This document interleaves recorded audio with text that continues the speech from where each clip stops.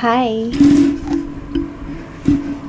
Welcome to Shmirchik, Pastor's Corner, where you'll experience all the blessings that come to me. Anyway, so, we're trying to get through and read this book called The Satanic Verses because it's written by a man who got stabbed in the eye, nearly killed, and he's an ex-Muslim, I think, and I think he's Indian, ex-Muslim.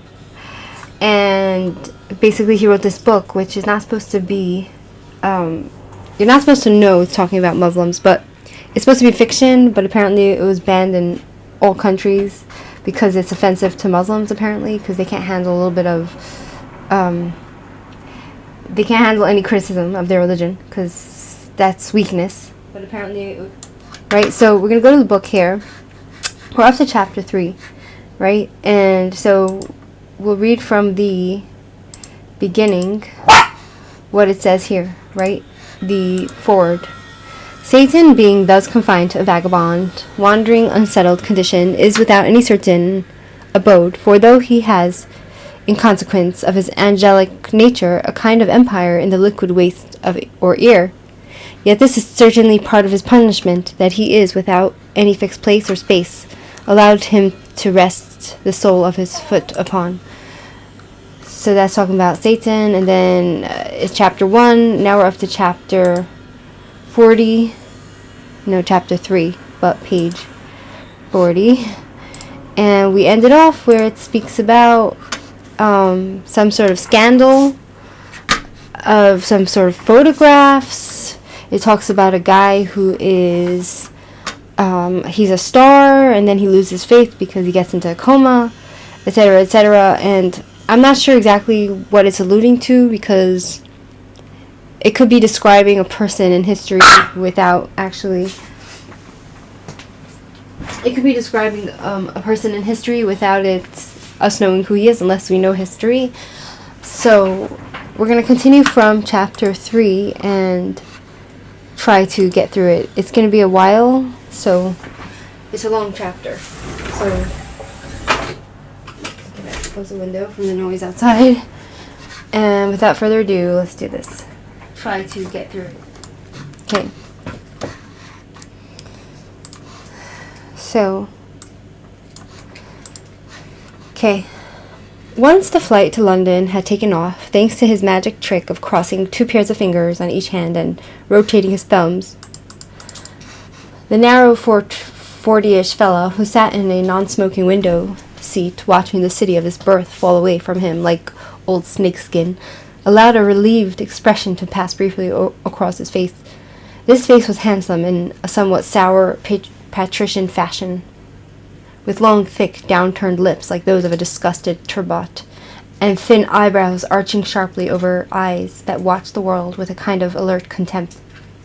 Mr. Saladin Chamcha had constructed this face with care. It had taken him several years to get it just right, and for many more years now he had thought of it simply as his own. Indeed, he had forgotten that what he had looked like before it. Furthermore, he had shaped himself a voice to go with the face, a voice whose languid, almost lazy vowels contrasted disconcertingly with the sawn-off abruptness of the consonants. The combination of face and voice was a potent one. But during his recent visits to his hometown, his first such visit in 15 years, the exact period, I should observe, of Gabriel Farishta's film stardom, there had been strange and worrying developments. It was unfortunately the case that his voice, the first to go, and subsequently his face itself, had begun to let him down. That's what happens when we age, right? You can't really control what happens when time doesn't stop for anybody.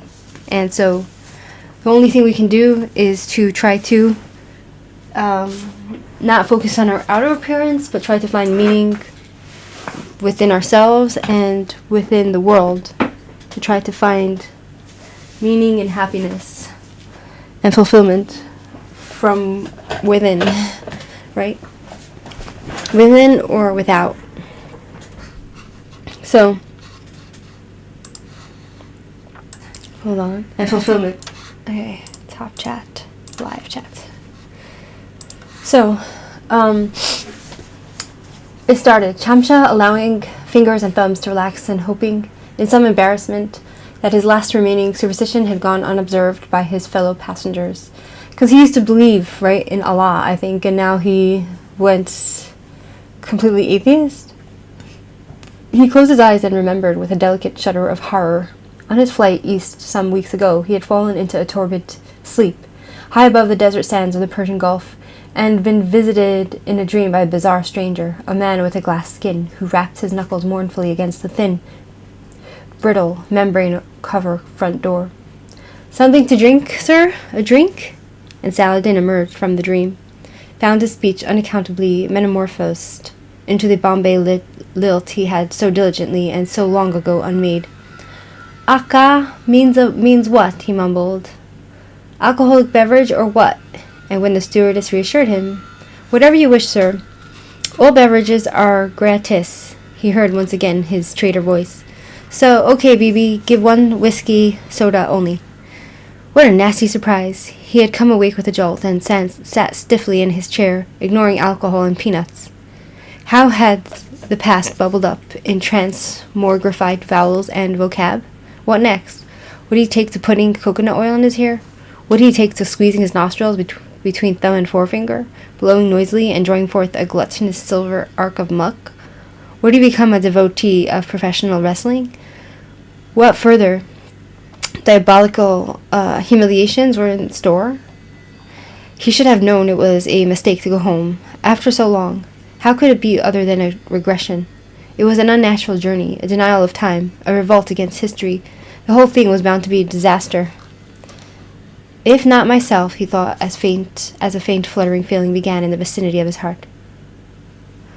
But what does that mean, anyway? He added bitterly. After all, les acteurs ne sont pas des gens, as the great Ham Friedrich had explained in Les Enfants du Paradis.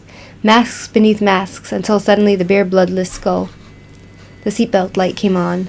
The captain's voice warned of air turbulence. They dropped in and out of air pockets. The desert lurched about beneath them, and the migrant laborer who had boarded at Qatar clutched at his giant transistor radio, and began to retch. Chamcha noticed that the man had not fastened his belt and pulled himself together, bringing his voice back to its haughtiest English pitch. "Look here, why don't you—" He indicated but the sick man, between bursts of heaving into the paper bag, which Saladin had handed him just in time, shook his head, shrugged, replied, "Sahib, for what? If Allah wishes me to die, I shall die. If he does not, I shall not. Then of what use is the safety?"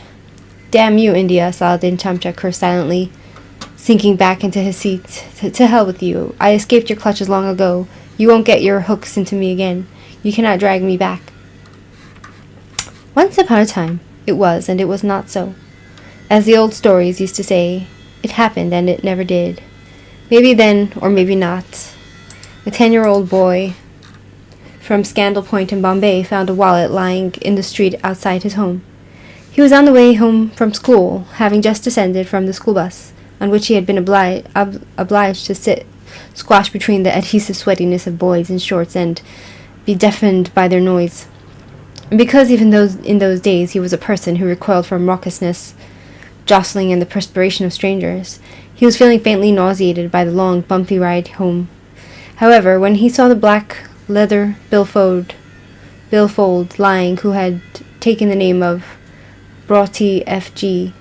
at his feet, the nausea vanished, and he bent down excitedly and grabbed, opened, and found to his delight that it was full of cash, and not merely rupees, but real money, negotiable on black markets and international exchanges, pounds sterlings, from proper London in the fabled country of Vilayat, across the black water and far away. That noise outside is driving me crazy, like literally. There's like construction going on down the block and downstairs. So whoever's listening, now or later, I don't blame you if you don't want to hear this, because it's just the noise, the drilling noise. Okay, so he found money on a dead person, I think. Dazzled by the thick wad of foreign currency, The boy raised his eyes to make sure he had not been observed, and for a moment it seemed to him that a rainbow had arched down to him from the heavens, a rainbow like an angel's death, like an angel's breath, like an answered prayer, coming to an end in the very spot in which he stood. His fingers trembled as they reached into the wallet towards the fabulous hoard. Give it! It seemed to him in later life that his father had been spying on him throughout his childhood. And even though Changez Khamchawala was a big man, a giant even.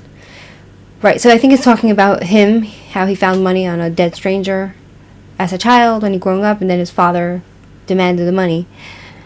His father was a big man, a giant even, to say nothing of his wealth. And because his name was Chamchawala, or maybe it's not his father, a relative maybe. So this guy Chamchawala, a giant, even to say nothing of his wealth and public standing, he still always had the lightness of foot, and also the inclination to sneak up behind his son and spoil whatever he was doing. You know what this reminds me of? I used to work in a child daycare for children, and a lot of the workers were very overweight. One of the ladies, she was fat, but she was very nimble on her feet. The way she would move, she looked like a whale.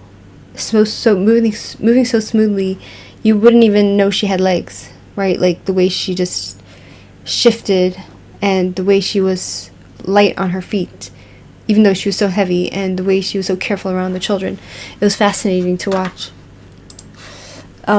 Whipping the young Salahuddin's bedsheet off at night to reveal the shameful penis in the clutching. Red hand.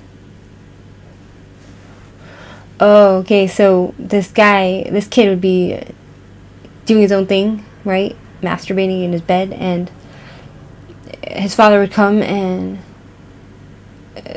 pull off the blanket, whipping the young Salahuddin's bedsheet off at night to reveal the shameful penis in the clutching red hand, and he could smell money from 101 miles away, even through the stink of chemicals and fertilizer that always hung around him, owing to his being the country's largest manufacturer of agricultural sprays and fluids and artificial dung.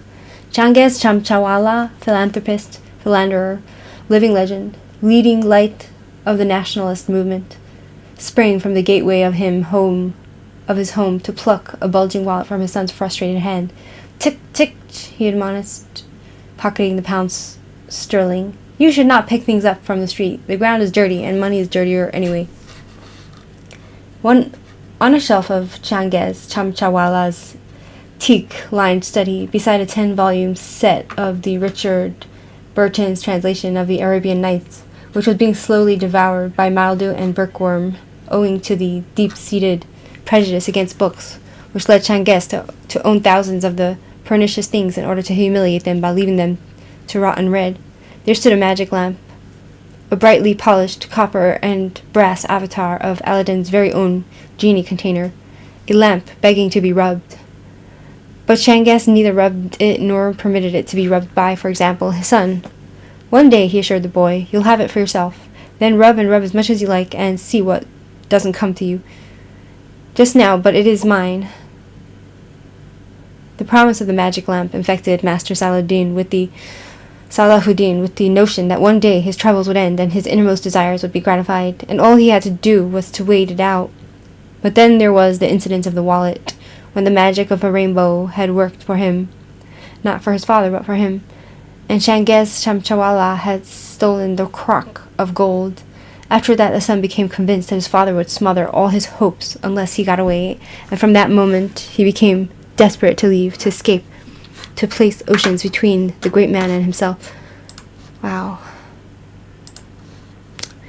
Salahuddin Chamchawala had understood by his 13th year that he was destined for that cool vilayet, full of the crisp promises of pounds sterling at which the magic billfold had hinted,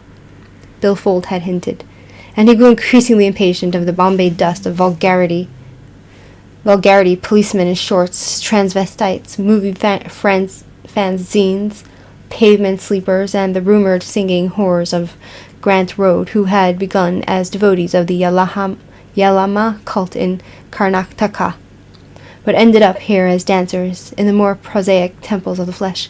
He was fed up of textile factories and local trains and all of the confusion and the superabundance of the place of the world G, his life high F, and longed for that dream vilayet of poise and moderation that had come to obsess him by night and day. His favorite playground, rhymes, were those that yearned for foreign cities, kitschy con, kitschy con, stanti I, kitschy opal, kitschy koppel, kitschy Constantinople. And his favorite game was the version of the grandmother's footsteps in which, when he was it, he would turn his back on uncreeping playmates to gabble out like a mantra, like a spell, the 6 letters of his dream city, LONDON, in his secret heart. He crept silently up on London, letter by letter, just as his friends crept up to him. LONDON, London. The mutation of Salahuddin Chamchawala in Saladin Chamcha into Chamcha began. Okay, so it looks like Salahuddin Chamchawala is somebody else, a relative or his father. And as Saladin is getting older, he's turning into his father, maybe? I'm not quite sure I understand, but we'll just continue reading and maybe it'll make sense. Right? 1 second. Where are we? Is the mic working? Right? Just continue reading it. Listen, if anybody has any ideas to explain the story, if they've read this book before, feel free to comment. To explain. But we'll try to work through it, right? The mutation of Salahuddin Chamchawala into Saladin Chamcha began. It will be seen in old Bombay, long before he got close enough to hear the lions of Trafalgar roar. When the England cricket team played India at the Brabourne Stadium, he prayed for an England victory, for the game's creators to defeat the local upstarts, for the proper order of things to be maintained. But the games were invariably drawn, owing to the featherbed somnolence of the Brabourne Stadium wicket. The great issue, creator versus imitator, colonizer against colonized, had perforce to remain unresolved. Okay, so in his 13th year, he was old enough to play on the rocks at Scandal Point without having to be watched over by his ayah, Kasturba, and one day, it was not so. He strolled out of the house, that ample, crumbling, salt-caked building in the Parsi style, all columns and shutters and little balconies, and through the garden that was his father's pride and joy, and which in a certain evening light could give the impression of being infinite, and which was also enigmatic, an unresolved riddle, because nobody, not his father, not the gardener, could tell him the names of most of the plants and trees. And out through the main gateway, a grandiose folly, a reproduction of the Roman triumphal arch of Septimius Severus, and across the wild insanity of the street, and over the sea wall, and so at last onto the broad expanse of shiny black rocks with their little shrimpy pools. Christian girls giggled in frocks. Men with furled umbrellas stood silent and fixed upon the blue horizon. In a hollow of black stone, Salahuddin saw a man in a dhoti bending over a pool. Their eyes met, and the man beckoned him with a single finger, which he then laid across his lips. Shh! And the mystery of rock pools drew the boy toward the stranger. He was a creature of bone, spectacles framed in what might have been ivory, his finger curling, like a baited hook. Come! When Salahuddin came down, the other grasped him, put a hand around his mouth, and forced his young hand between old and fleshless legs to feel the flesh bone there. The dhoti opened to the wind. Salahuddin had never known how to fight. He did what he was forced to do, and then the other simply turned away from him and let him go. Ooh, creepy. So it looks like he was molested, right? It looks like he was molested. He was forced to do. So that's one of the things that worries me when, like, what people in third world countries don't really understand is that people in first world countries, they have law and order. There's a justice system. There's things that are right and not right. There's a way of things that are, like, there's morality to some extent, right? And the state is basically enforcing those laws. But in places like that are lawless, such as, like, it seems like, I don't know what kind of justice system they have, like third world countries, like India, like Yemen, like a lot of the Arab countries, they have their own laws, which are like the jihadi countries. Their law is basically like Sodom and Gomorrah, which is like the idea, the mentality of Sodom and Gomorrah was that if somebody was passing through Sodom and a stranger went and punched the teeth out of the stranger that was passing through, the person, the victim of that crime, would have to pay the stranger money for having punched his teeth out, right? So that's the type of justice you have in Islamic countries, right? Like, they have Sharia law, and their kind of justice is injustice. It's immoral, right? Like, they think it's okay to fuck little kids and for little boys to be raped because it's not considered homosexual, right? Like, to rape a little boy because they haven't reached puberty. Only once they reach puberty, then, oh, that's considered a gay act. So that's their type of mentality. And if you come here to Israel, you will have the idea of soldiers. A lot of them are traumatized because when they have binoculars and night vision, and they see what goes on in the villages, the Arab villages, and to their horror, almost every day they see children taken into the square, young boys, and groups of gangs. They take this boy and they rape him, gang rape him. And there's nothing that the IDF can do because somehow, you can't just enter their village and, like, what's the IDF going to do, right? Like this, it's not within legal Israel, right? So, but they see what's going on, and this is like Islamic culture. You have the Bakabazi boys in Afghanistan, where there are boys that are used as prostitutes because it's not considered gay, but then they will kill gays, right? Like, if anybody's caught in the act, or there's a rumor that two men are having sex, they will kill them, throw them off a roof, but then they will go and rape little boys, right? And little girls, but, it's a thing they have with boys. And so it seems like, so that's the type of justice they have in Islamic countries, which is a nightmare. And if you're a woman, you're completely screwed because women don't have any rights in Islamic countries. And so they're just baby machines, which is really sad. But then you have, like here in India, it seems, when he was growing up, there was lawlessness, right? It seems like it's just normal thing for something like that to happen to a child.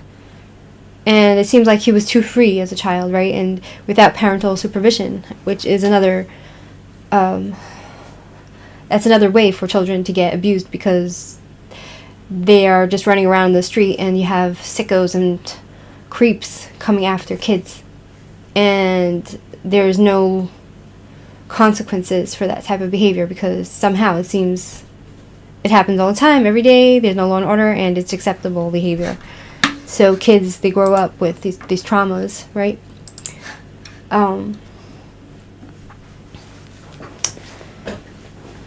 After that, Salahuddin never went to the rocks at Scandal Point, nor did he tell anyone what happened.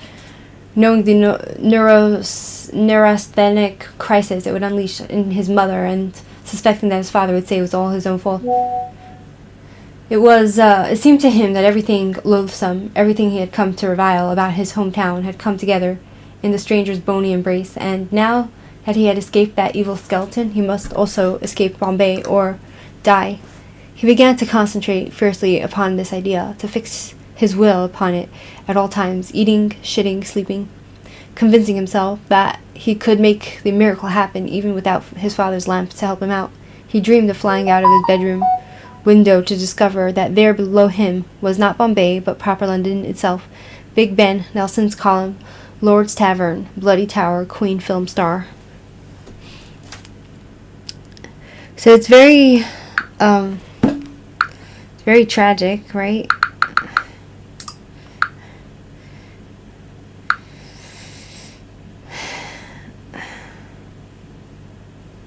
Right, okay, let me put this mute. I want to mute group info, mute notifications, always, okay. Right, so continuing on. When the impossible happened and his father, out of the blue, offered him an English education, to get me out of the way, he thought, otherwise why? It's obvious, but don't look a gift horse and so forth. His mother, Nasrian Chamchawala, refused to cry and volunteered instead the benefit of her advice. Don't go dirty like those English, she warned him. They wipe their BTMs with paper only. With their bottoms, right? Although also they get into each other's dirty bathwater. These vile slanders proved to Salahuddin that his mother was doing her damnedest to prevent him from leaving. Because she was saying horrible things about the English because she didn't want him to leave. And in spite of their mutual love, he replied, "It is inconceivable, Ami, what you say. England is a great civilization. What are you talking bunk?" She smiled her little nervy smile and did not argue, and later stood dry-eyed beneath the triumphal arch of a gateway, and would not go to Santa Cruz airport to see him off, her only child. She heaped garlands around his neck until he grew dizzy. What's garlands? Let's go see. Garland. Flowers. Garland is a decorative wreaths of flowers and leaves, different type of probably herbs or whatever. Okay. Okay, so she heaped garlands around his neck until he grew dizzy with the cloying perfumes of mother love. Nasreen Chamchawala was the slightest, most fragile of women. Her bones like tinkas, like minute slivers of wood, to make up for her physical insignificance. She took at an early age to dressing with a certain outrageous, excessive verve. Her sari patterns were dazzling, even garish, lemon silk adorned with huge brocade diamonds, dizzy black and white art swirls, gigantic lipstick kisses on a bright white ground. People forgave her lurid taste because she wore the blinding garments with such innocence, because the voice emanating from that textile cacophony was so tiny and hesitant and proper, and because of her saris. So she dressed very dazzlingly and bright. And so going back to, what happened to him with that creature, with that creepy creature that made him do sexual things, right, back in India, right, going back to the fact that in India, it seems like there's lots of poverty, there is slums, there's no real law and order, it seems, right, from what I understand. I guess it depends which city, but, like, for instance, the difference between a third world country like India or Pakistan or any of these stands and a first world country that has law and order, even to some extent Russia, right? What's the contrast, right? Like here, something bad happened to him and that creep wouldn't have gotten punished. But if you look at America, for instance, there was a child that died. Her name was John Benet Ramsey. She was like a small child, and they found her killed in the home, and her mother called the police, and there was this whole thing where where there was a ransom letter and all that, and till today, right, the police nobody could figure out what happened, and it's still being talked about, right? So that just goes to prove how in America there's a justice system, because people can't get justice, and it's spoken about, and there are courthouses that you can go to, and there is some form of law and order. It's a first world country where there's consequences for every action, and there's order. There's a way of things, right? Like, people can't just behave in lawlessness and get away with it, right? Okay, today it's changing a little bit, which is really scary, but, right, to the extent that, like, because of there's law and order, the fact that we have discussions and there's true crime communities and there's, like, channels that talk about it, right? Because there's investigations that go into each crime, and there's justice brought for the families, whereas in these other countries you never hear about, like, bad things happening to children. You don't hear individual cases of the story of a child, they just die off, they get killed, and we never hear of them. We don't know what happened to them. It's as if they never existed. There's no form of justice in those countries, which is really tragic. So we don't even know that something bad could have happened to somebody, because there is no law and order there, and there's no one to keep check, and there's no consequences for evil, right? And that goes into the whole philosophy of like there's a lot of countries where, oh, we don't have crime, right? They say we don't have crime. We don't have problems in our countries. We don't have rape and molestation. We don't have that here. That's what they say. Why? Of course they have it, right? But the reason why it's not, you don't see it, is because there is nobody holding anybody to account in those countries, and there's nobody putting a highlight on them, and there's nobody, they're not getting punished for it. And it's like, I was speaking to my Russian neighbor, and she says, oh yeah, I said to her, it seems like, we don't hear stories about like Russia, the Russian people having mental illness, like in their families. We don't hear about it. We don't see it. And she's like, the reason you don't see it, it's not because it doesn't exist. It's just because the special needs people, the autistic people, the mentally ill people, the schizophrenic people are just locked up. They're in a home. They're locked up at home in a room. They never leave. They're not in public. You don't even know they exist, right? And so it seems like they have perfect little civilization going on, but in reality, there's nothing, there's no justice for them, there's no care for them, they're locked up, they're treated really badly, and there's no consequences for how they're being treated, and nobody cares, and there's no order and law, and so their life is pretty much meaningless. Their life is nothing in their communities, which is really, really tragic. And that's the gift of the first world countries, where there's law and order, where you can actually get justice for your loved one if something happens to a family member, right? So going back to him leaving his mother, right, and she's very sad to see him leave, and she won't cry. She's trying to, she probably couldn't handle saying goodbye, so that's why she didn't drive him to the airport. And she was cloying perfumes of mother love, right? Nasreen Shamshawala was the slightest, most fragile woman, her bones like tinkas, right? So she dressed very dazzlingly because she was very tiny. Each Friday of her married life, Nasreen would fill the halls of the Chamchawala residence, those usually tenebrous chambers, like great hollow burial vaults, with bright light and brittle friends.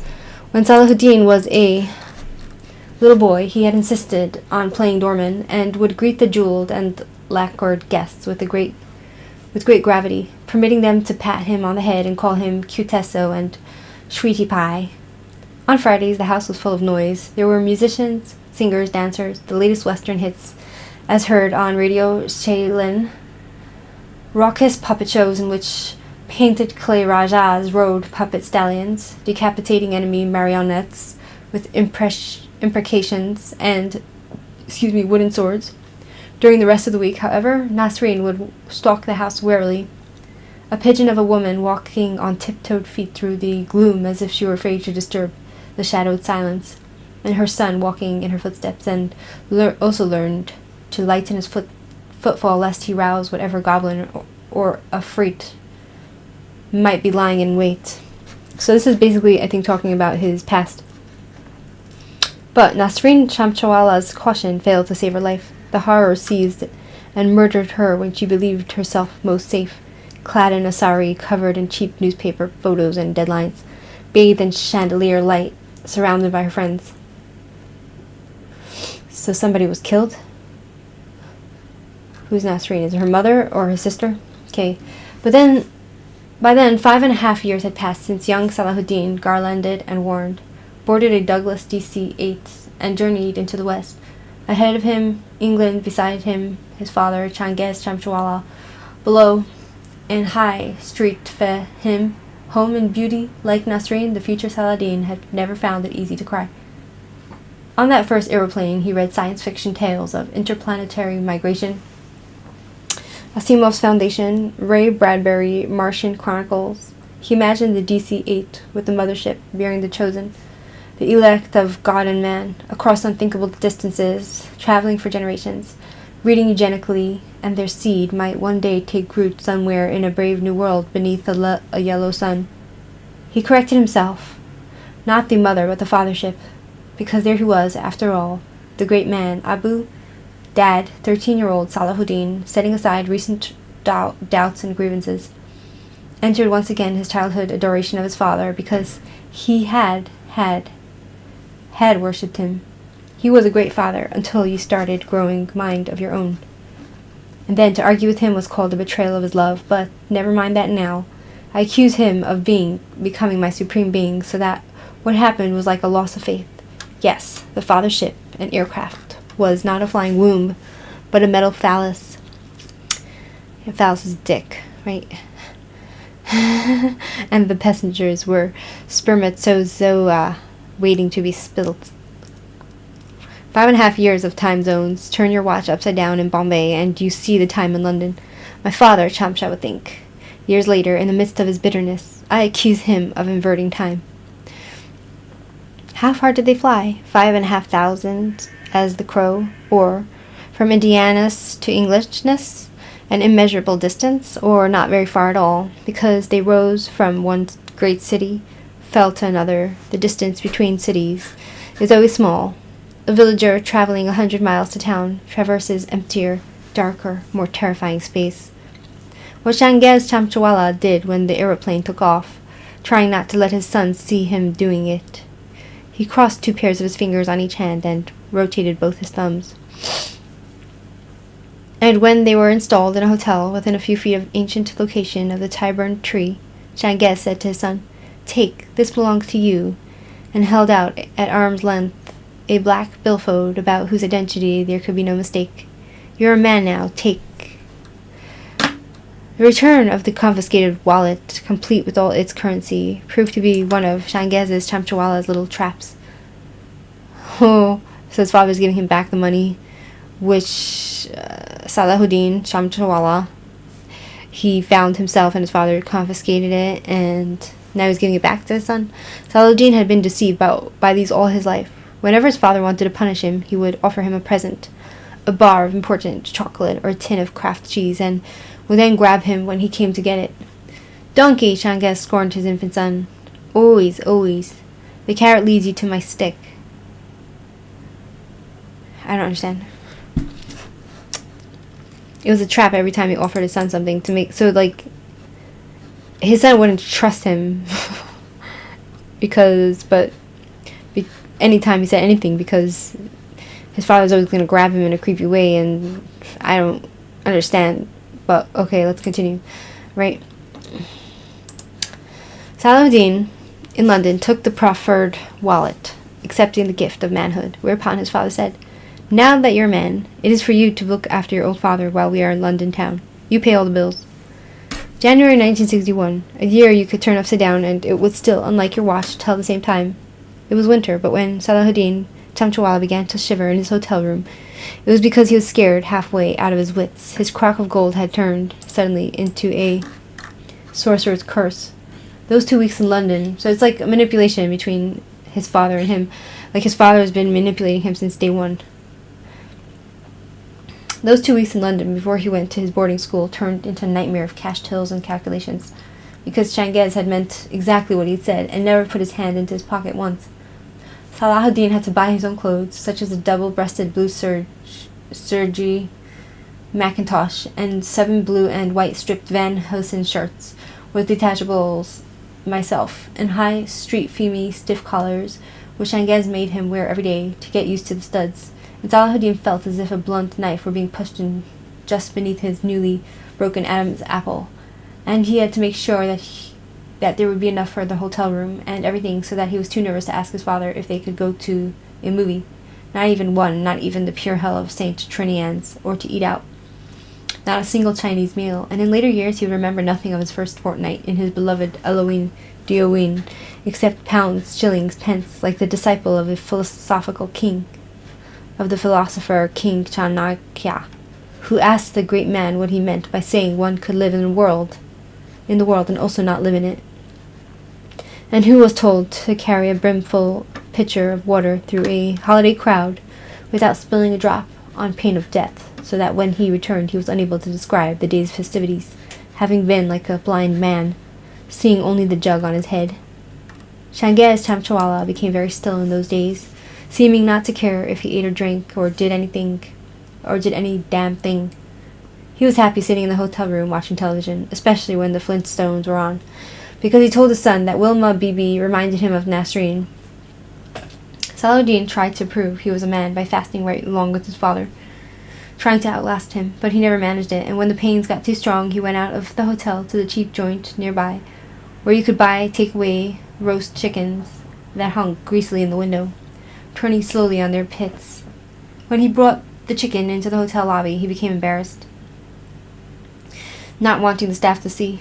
So he stuffed it inside double-breasted Sergei and went up in the lift reeking of spit roast, his mackintosh bulging, his face turning red, chicken-breasted, beneath the gaze of doagers and liftawalas.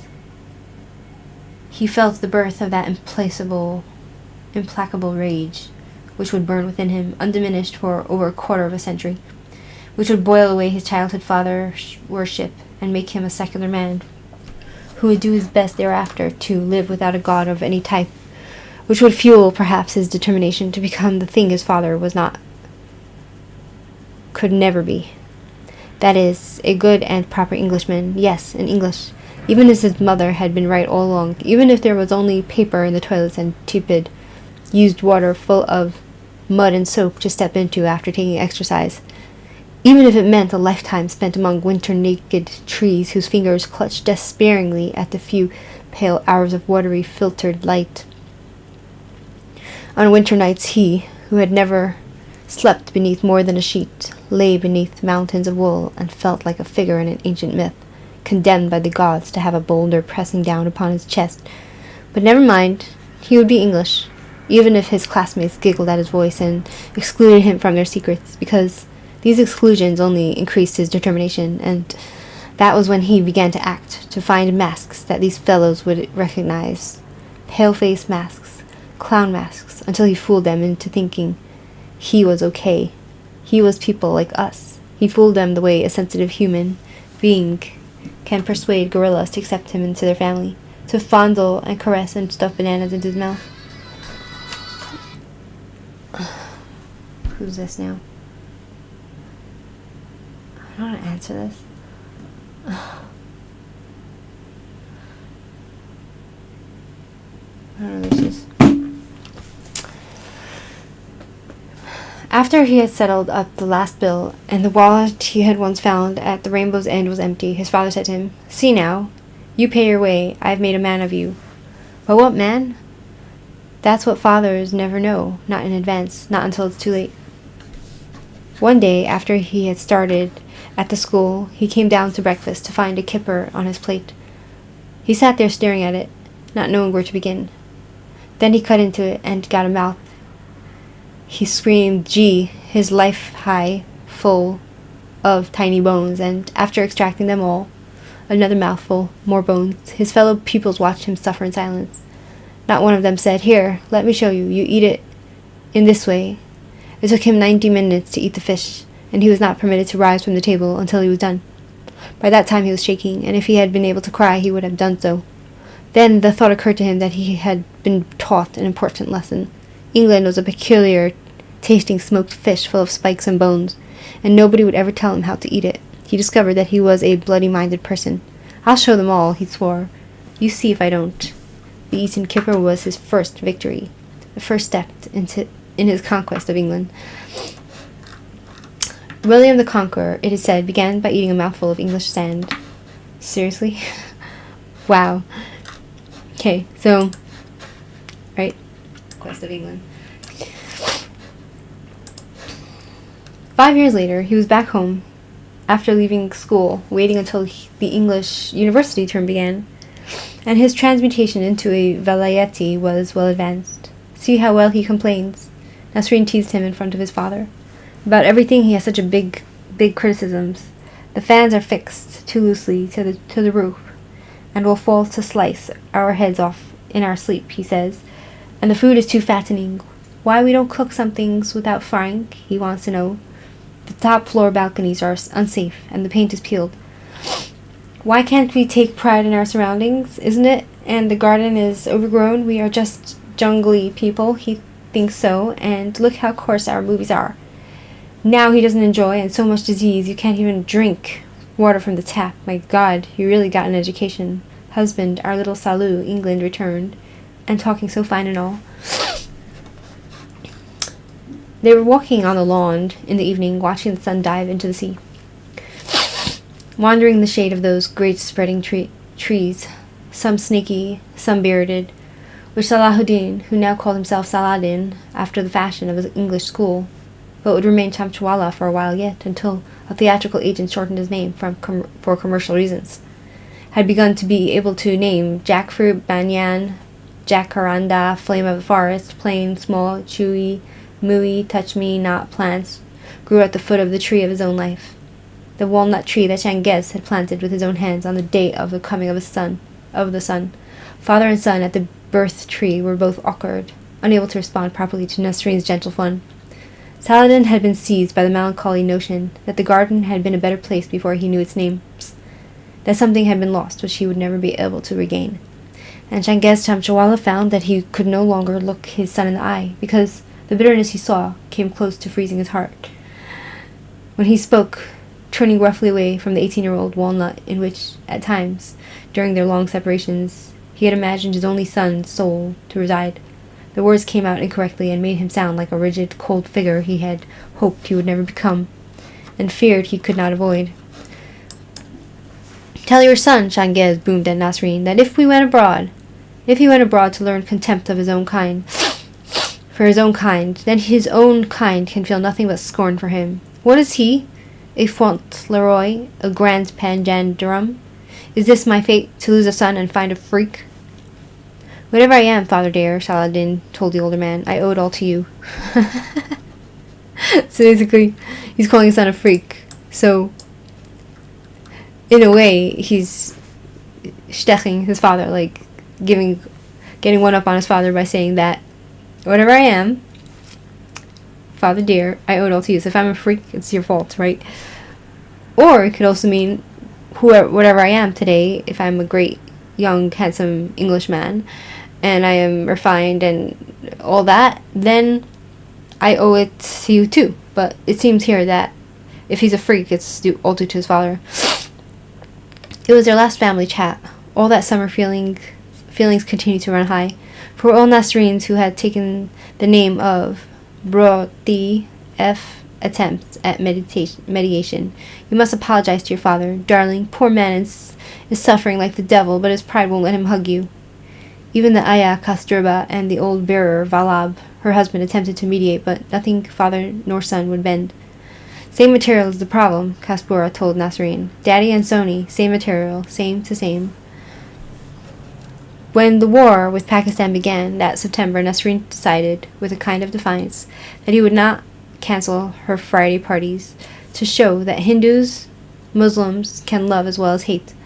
She pointed out Changiz saw a look in her eyes and did not attempt to argue, but set the servants to putting blackout curtains over all the windows instead. That night, for the last time, Saladin Chamchwala played his old role of doorman, dressed up in an English dinner jacket, and when the guests came, the same old guests, dusted with the grey powders of age, but otherwise the same, they bestowed upon him the same old pats and kisses, the nostalgic benedictions of his youth.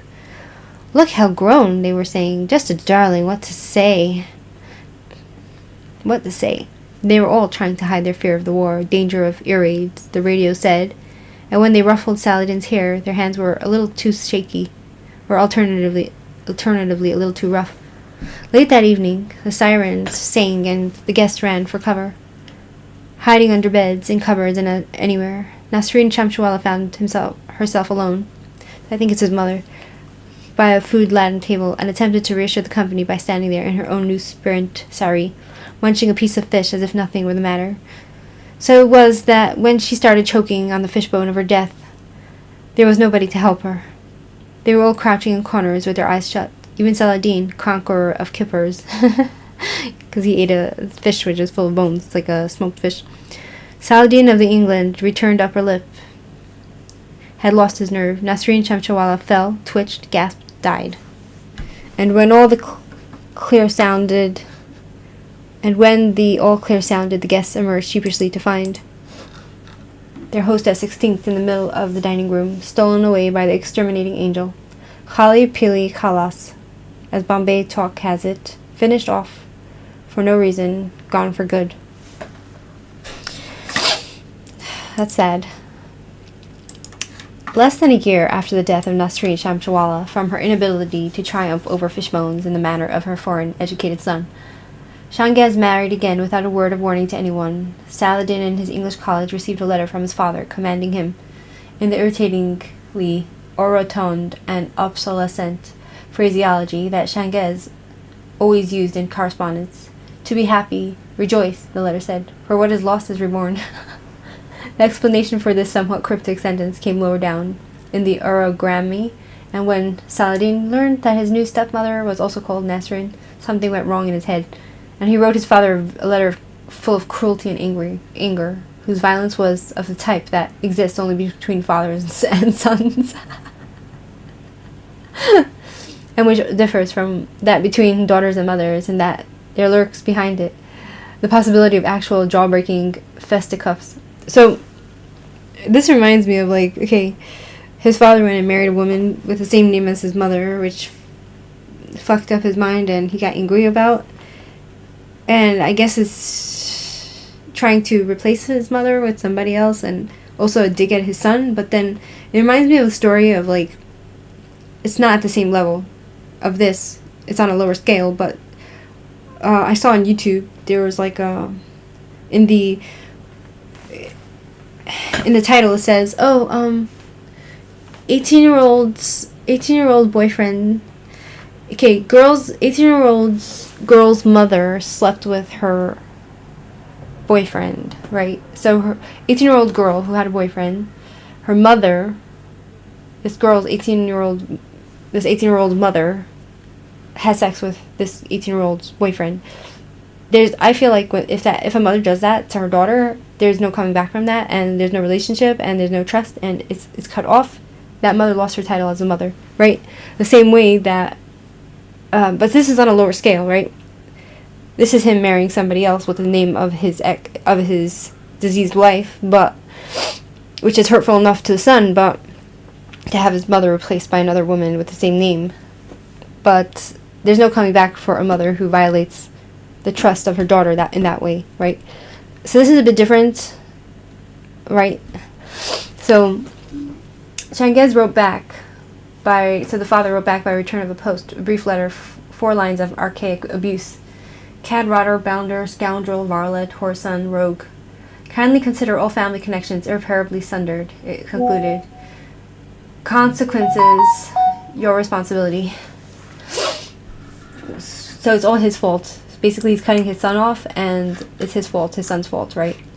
For the fact that his son was angry that he replaced his mother with another woman with the same name. Like, whatever. There's levels, right? After a year of silence, Saladin received a further communication, a letter of forgiveness that was in all particulars harder to take than the earlier excommunicatory thunderbolt. When you become a father, O my son, Shangez Shamshawala confided, then shall you know those rem padding top 1 px margin top 09 em margin right 09 em sev announce moments too sweet. Then went for love one dandles the bony babe upon one's knee, whereupon, without warning or provocation, the blessed creature, may I be frank, it wets one. Perhaps for a moment one feels the gorge rising, a tide of anger swells within the blood, but then it dies away as quickly as it came, for do we not as adults understand that the little one is not to blame? He knows not what he does. Deeply offended at being compared to a urinating baby, Saladin maintained what he hoped with a dignified silence. But by the time of his graduation, he had acquired a British passport because he had arrived in the country just before the laws tightened up. So he was able to inform Shangez in a brief note that he intended to settle down in London and look for work as an actor. Shanghai's Chamchawala reply came by express mail. Might as well be a confounded gigolo. It's my belief some devils have got into you and turned your wits. You who have been given so much, do you not feel you owe anything to anyone? To your country? To the memory of your dear mother? To your own mind? Will you spend your life jiggling and preening under bright lights, kissing blonde women under the gaze of strangers who had paid to watch your shame? You are no son of mine, but a ghoul, a hoosh, a demon up from hell. An actor! Answer me this. What am I to tell my friends? And beneath his signature, the pathetic, petulant postscript. Now that you have your own bad genie, do not think you will inherit the magic lamp. Can you imagine? What is the father? The father, he replaced the boy's mother by another woman with the same name as the boy's mother, which is like, which child would be able to handle that, right? Like, they can handle it, but it's an insult to their mother's honor, right? To the honor. It's like, it's as if like there's a woman who dies, right? There's a couple, a family. The mother dies. Then a new woman moves in and starts wearing the dead mother's clothes, right? And the children are watching that as it happens, and it's what they call a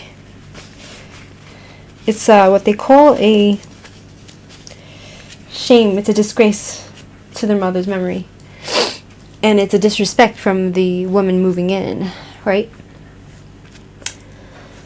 After that, Shanghai's Chamchawala wrote to his son at irregular intervals, and in every letter he returned to the theme of demons and possessions. A man untrue to himself becomes a two-legged lie, and such beasts are Shaitan's best work. Satan, right? He wrote, and also in a more sentimental vein, I have your soul kept safe, my son, here in this walnut tree. The devil has only your body. When you are free of him, return and claim your immortal spirit. It flourishes in the garden.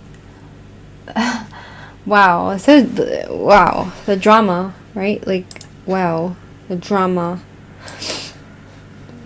The handwriting in these letters altered over the years, changing from the florid confidence that had made it instantly identifiable and becoming narrower, undecorated, purified. Eventually the letters stopped, but Saladin heard from other sources that his father's preoccupation with the supernatural had continued to deepen, until finally he had become a recluse, perhaps in order to escape this world in which demons could steal his own son's body, a world unsafe for man of true religious faith. His father's transformation disconcerted Saladin, even at such a great distance. His parents had been Muslims in the lackadaisical light manner of Bombayites. The Shanghai's Chamchawala had seemed far more godlike to his infant son than any Allah. And his father, this profane deity, albeit now discredited, had dropped to his knees in his old age and started bowing towards Mecca. It was hard for his godless son to accept. I blame that witch, he told himself, falling for rhetorical purposes into the same language of spells and goblins that his father had commenced to employ.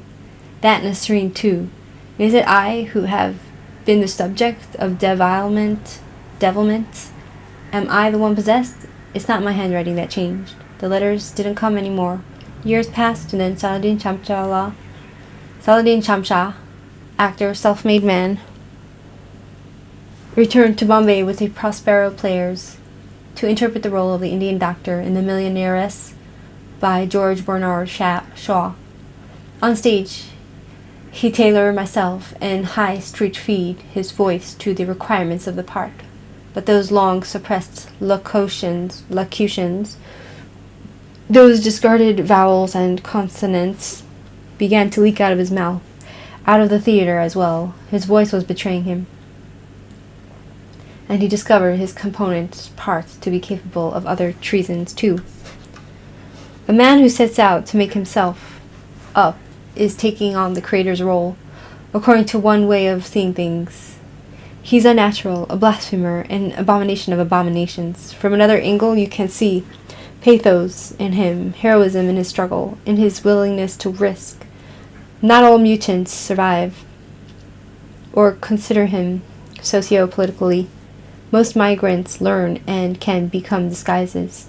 our own false descriptions to counter the falsehoods invented about us, concealing for reasons of security our secret selves. A man who invents himself needs someone to believe in him, to prove he's managed it. Playing God again, you can say, or you can come down a few notches and think of Tinkerbell fairies. Fairies don't exist if children don't clap their hands. Or you might simply say, it's just like being a man. Not only the need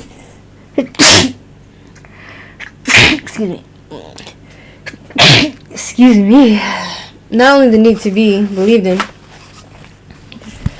but to believe in another. You've got it. Love. Right? Saladin Chamcha met Pamela Lovelace 5.5 days before the end of the 1960s, when the women still wore bandanas in their hair. She stood at the center of a room full of Trotskyist actresses and fixed him with eyes so bright, so bright. He monopolized her all evening, and she never stopped smiling, and she left with another man. He went home to dream of her eyes and smile, the slenderness of her skin. He pursued her for 2 years.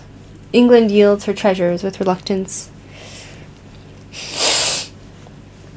He was astonished by his own perseverance, and understood that she had become the custodian of his destiny. That if he did not relent, then his entire attempt at metamorphosis would fail. Let me, he begged her, wrestling politely on her white rug that left him at his midnight bus stop, covered in guilty fluff. Believe me, I'm the one. One night, out of the blue, she let him. She said she believed. He married her before she could change her mind, but never learned to read her thoughts. When she was unhappy, she would lock herself in the bedroom until she felt better. It was none of your business, she told him. I don't want anybody to see me when I'm like that. He used to call her a clam. Open up, he hammered on all the locked doors of their lives together. Basement first, then maisonette, then mansion.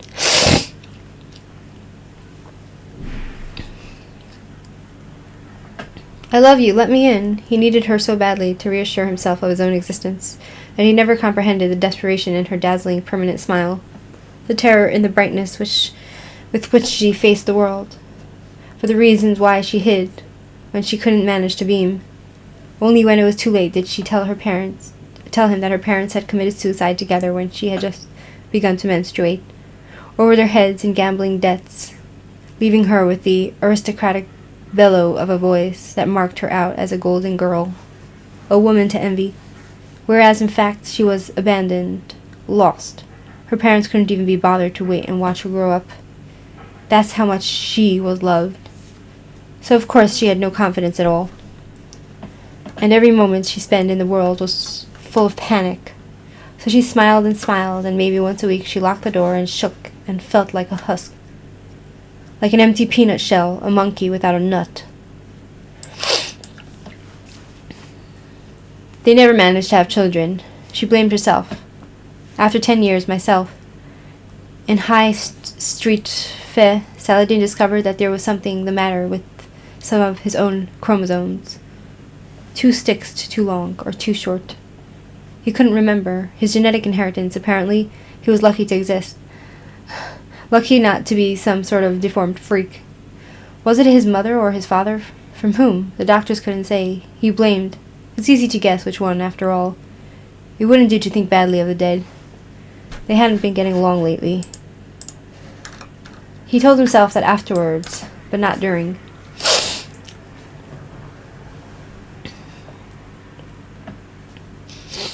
Afterwards, he told himself, we were on the rocks. Maybe it was the missing babies. Maybe we just grew away from each other. Maybe this, maybe that. During, he looked away from all the strain, all the scratchiness, all the fights, and never got going. He closed his eyes and waited until her smile came back. He allowed himself to believe in that smile. The brilliant counterfeit of joy. He tried to invent a happy future for them, to make it come true by making it up and then believing in it. On his way to India, he was thinking how lucky he was to have her. I'm lucky, yes, I'm done arguing. I'm Don't argue, I am the luckiest bastard in the world, and how wonderful it was to have before him the stretching, shady avenue of years, the prospect of growing old in the presence of her gentleness. He had worked so hard, and come so close to convincing himself of the truth of these paltry fictions, that when he went to bed with Zini Vakil, within the 48 hours of arriving in Bombay, the first thing he did, even before they made love, was to faint, to pass out cold, because the messages reaching his brain were in such serious disagreement with one another, as if his right eye saw the world moving to the left, while his left eye saw it sliding to the right. Zini was the first Indian woman he had ever made love to.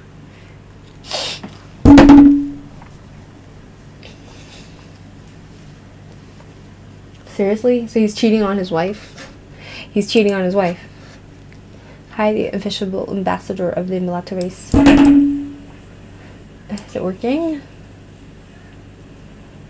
Seriously? So he's cheating on his wife. Okay, Zini was the first Indian woman he had ever made love to. She barged into his dressing room after the first night of the Millionairess, with her operatic arms and her gravel voice, as if it hadn't been years. Yar, what a disappointment, I swear. I sat through the whole thing just to hear you saying, goodness gracious me, like Peter Sellers or what. I thought, let's find out if the guy learned to hit a note. You remember when you did Elvis impersonations with your squash racket? Darling, too hilarious. Completely cracked. But what is this? Song is not in drama. The hell, listen, can you escape from all these pale faces and come out with us wogs? Maybe you forgot what that is like.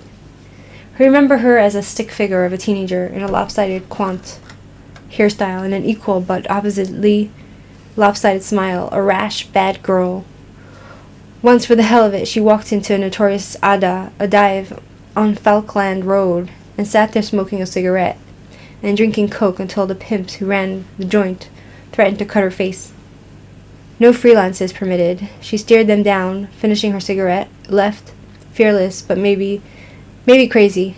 Now in her middle 30s, she was a qualified doctor with a consultancy at Breach Candy Hospital, who worked with the city's homeless, who had gone to Bhopal the moment the news broke of the invisible American cloud that ate people's eyes and lungs. She was an art critic, whose book on the confining myth of authenticity, that folkloristic straitjacket which she sought to replace by an ethic of historically validated eclecticism, for was not the entire national culture based on the principle of borrowing whatever clothes seemed to fit? Aryan, Mughal, British, take the best and leave the rest, had created a predictable stink, especially because film star. The only good Indian, meaning is a dead, she told Chamcha when she gave him a copy. Why should there be a good, right way of being a wog? That's Hindu fundamentalism. Actually, we're all bad Indians, some worse than others. She had come into the fullness of her beauty, long hair left loose, and she was no stick figure these days. 5 hours after she entered his dressing room, they were in bed, and he passed out. When he awoke, she explained, I slipped you a Mikuri fin. He never worked out whether or not she had been telling the truth. Zinat Vakil made Saladin her project. The reclamation of, she explained, Mister, we're going to get you back. At times he thought she intended to achieve this by eating him alive. She made love like a cannibal, and he was her long pork. Did you know, she asked, of the well-established connection between vegetarianism and the man-eating impulse? Zini lunching on his naked thigh, shook her head. In certain extreme cases, he went on, too much vegetable consumption can release into the system biochemicals that induce cannibal fantasies. She looked up and smiled her slanting smile. Zini, the beautiful vampire. Come off it, she said. We are nations of vegetarians, and ours is a peaceful, mystical culture. Everybody knows. He, for his part, was required to handle with care. The first time he touched her breasts, she spouted hot, astounding tears, the color and consistency of buffalo milk. She had watched her mother die like a bird being carved for dinner. First the left breast, then the right, and still the cancer had spread. Her fear of repeating her mother's death placed her chest off limits. Fearless Zini's secret terror. She had never had a child, but her eyes wept milk. Ew. After their first love-making, she started right in on him. The tears forgotten now. You know what you are, I'll tell you. A deserter is what? More English than your Angers accent wrapped around you like a flag? And don't think it's so perfect. It slips, Baba, like a false mustache. So he must have learned how to masquerade his Indian accents, right?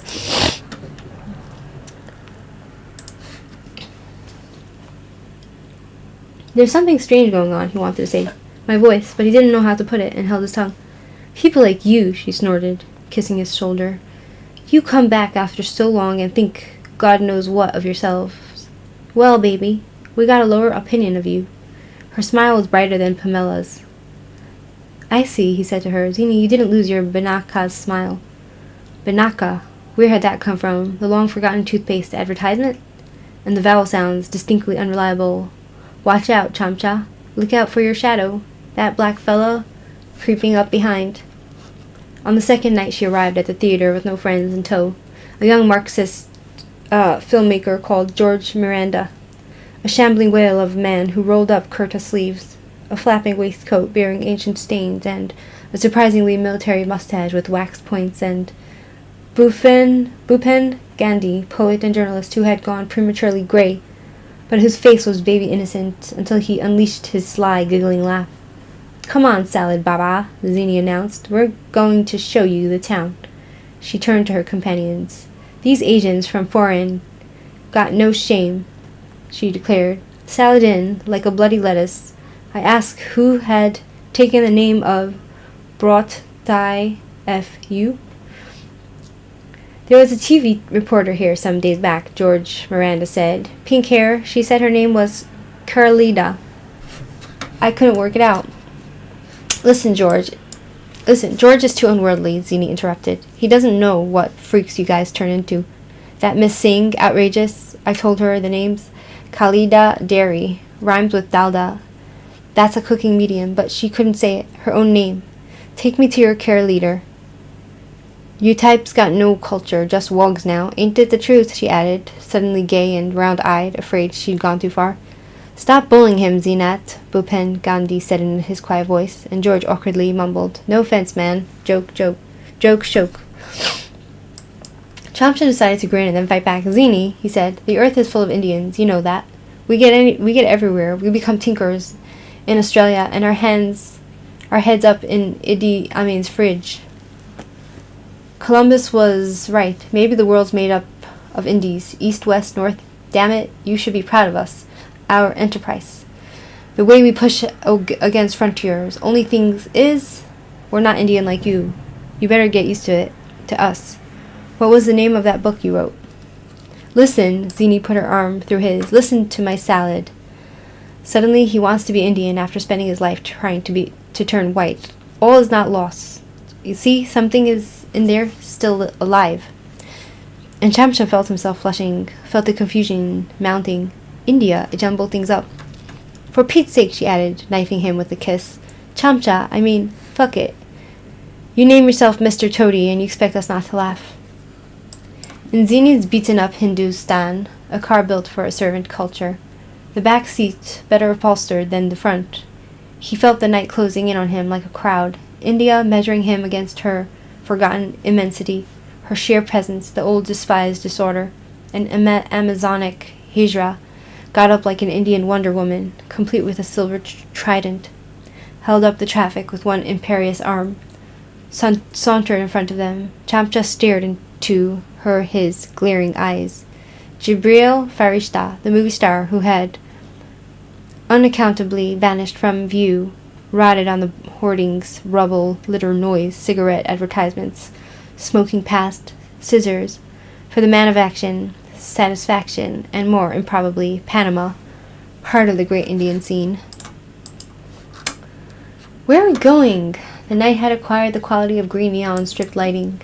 Zini parked the car. "You're lost," she accused him. "What do you know about Bombay? Your own city, only it never was. To you it's a dream of childhood. Growing up on Scandal Point is like living on the moon." "No busties there, no siree. Only servants' quarters. Did Shiv Sena elements come there to make communal trouble? Were your neighbors starving in the textile strike? Did Data Samant stage a rally in front of your bungalows? How old were you when you met a trade unionist? How old the first time you got on a local train instead of a car with driver? That wasn't Bombay, darling. Excuse me, that was wonderful. Paristan. Never, never Oz." "And you," Saladin reminded her, "where were you back then?" "Some place, rem padding top, 1px margin top, 09M margin right, 9M, Sev announced G, she said fiercely with all other bloody munchkins. Back streets. A Jain temple was being repainted and all the saints were in plastic bags to protect them from the drips. A pavement magazine vendor displayed newspapers full of horror. A railway disaster. Bhupen Gandhi began to speak in his mild whisper. After the accident, he said, the surviving passengers swam to the shore. The train had plunged off a bridge and were met by local villagers who pushed them under the water until they drowned and then looted their bodies. "Shut your face," Zini shouted at him. "Why are you telling him such things? Already he thinks we're savages, a lower form." A shop was selling sandalwood to burn in a nearby Krishna temple and sets of enameled pink and white Krishna eyes that saw everything. "Too damn much to see," Bhupen said. "That is fact of matter." In a crowded dhaba that George had started frequenting when he was making contact, for movie purposes, with the dad-ass or bosses who ran the city's flesh trade, the dark rum was consumed at aluminium tables, and George and Bhupen started, a little boozily, to quarrel. Zini drank thumbs-up cola and denounced her friends to Chamcha. Drinking problems, both of them. Broke as old pots. They both mistreat their wives, sit in dives, wasting their stinking lives. No wonder I fell for you, sugar. When the local product is so low grade, you got to like goods from foreign. George had gone with Zini to Bhopal and was becoming noisy on the subject of the catastrophe, interpreting it ideologically. "What is America for us?" he demanded. "It's not a real place. Power in its purest form, disembodied, invisible. We can't see it, but it screws us totally. No escape." He compared the Union Carbide Company to the Trojan horse. "We invited the bastards in. It was like the story of the 40 thieves," he said, hiding in their amphoras and waiting for the night. "We had no Ali Baba, misfortunately," he cried. Who did we have, Mr. Rajiv Ji?" At this point, Bhupen Gandhi stood up abruptly, unsteadily, and began as though possessed, as though a spirit were upon him, to testify. "For me," he said, "the issue cannot be foreign intervention. We always forgive ourselves for blaming outsiders. America, Pakistan, any damn place, excuse me. George, for me, it all goes back to Assam. We have to start with that. The massacre of the innocents. Photographs of children's corpses, arranged neatly in lines like soldiers on parade. They have been clubbed to death, pelted with stones, their necks cut in half by knives. Those neat ranks of death," Chamcha remembered, as if only horror could sting India into orderliness. Bhupen spoke for 29 minutes without hesitations or pauses. "We are all guilty of Assam," he said. "Each person of us, unless and until we face it, that the children's death were our fault. We cannot call ourselves a civilized people." He drank rum quickly as he spoke, and his voice got louder, and his body began to lean dangerously. But although the room fell silent, nobody moved towards him. Nobody tried to stop him talking. Nobody called him a drunk in the middle of a sentence, every day, blinding or shooting or corruptions. Who do we think? He sat down heavily and stared into his glass. Now a young man stood up in a far corner of the joint and argued back. Assam had to be understood politically, he cried. There were, he screamed, gee, his life for economic reasons, and yet another fellow came to his feet to reply. Cash matters. Do not explain why a grown man clubbed a little girl to death, and... Then another fellow said, If you think that, you have never been hungry, Sala. How bloody romantic to suppose economics cannot make men into beasts. Shmirchik clutched at his glass as the noise level rose and the air seemed to thicken. His gold teeth flashed in his face. Shoulders rubbed against his. Elbows nudged. The air was turning into soup. And his chest. The irregular palpitations had begun. George grabbed him by the wrist and dragged him into the street. You okay, man? You were turning green. Saladin nodded his thanks, gasped in lungfuls of the night. Calmed down. Rum and exhaustion, he said. I have the peculiar habit of getting my nerves. After the show, quite often I get wobbly. Should have known. Zini was looking at him, and there were more in her eyes than sympathy, a glittering look, triumphant. Hard. Something got through to you, her expression gloated. About bloody time. After you recover from typhoid, Shmirchik reflected, you remain immune to the disease for 10 years or so, but nothing is forever. Eventually, the antibodies vanish from your blood. He had to accept the fact that his blood no longer contained the immunizing agents that would have enabled him to suffer India's reality. Rum, heart palpitations, a sickness of the spirit, time for bed. She wouldn't take him to her place, always and only the hotel, with the gold medallioned young Arabs strutting in the midnight corridors holding bottles of contraband whiskey. He lay on the bed with his shoes on, his collar and tie loose, his right arm flung across his eyes. She, in the hotel white bathrobe, bent over him and kissed his chin. I'll tell you what happened to you tonight, she said. You could say we cracked your shell.